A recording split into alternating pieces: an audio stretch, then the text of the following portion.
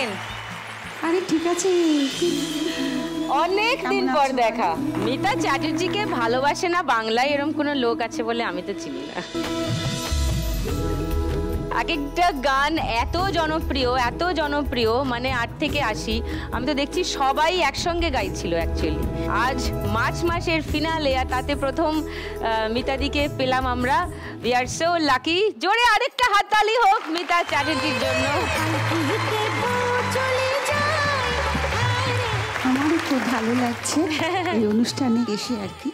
এই অনুষ্ঠানটা লাখ টাকার লক্ষ্মী লাভ, এটা কিন্তু খুব সব জায়গায় ছড়িয়ে গেছে, মানে খুব জনপ্রিয়তা পেয়েছে। তাই কি?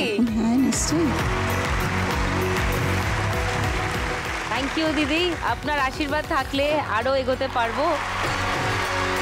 আপনার সঙ্গে আলাপ করাই আমার এই 3 মা লক্ষ্মীর, এরা অলরেডি একবার করে খেলে গিয়েছে, 1 লাখ টাকা করে জিতে গিয়েছে।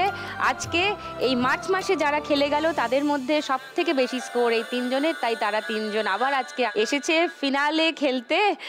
আজকের উইনিং অ্যামাউন্ট যদিও 1 লাখ টাকা নয়, 2 লাখ টাকা।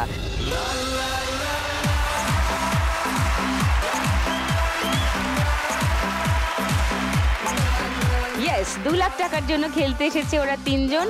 প্রথমেই রেশমি, আমার সুস্মিতা সেন।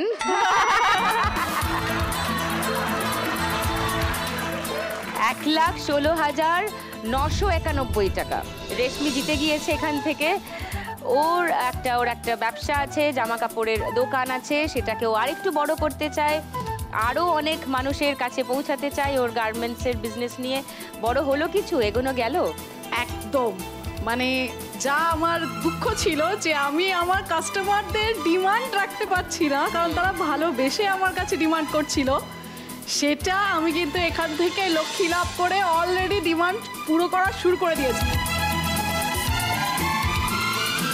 খুব ভালো, স্বপ্ন সাফল্যের দিকে এগিয়ে যাচ্ছে তার মনে রেশমি।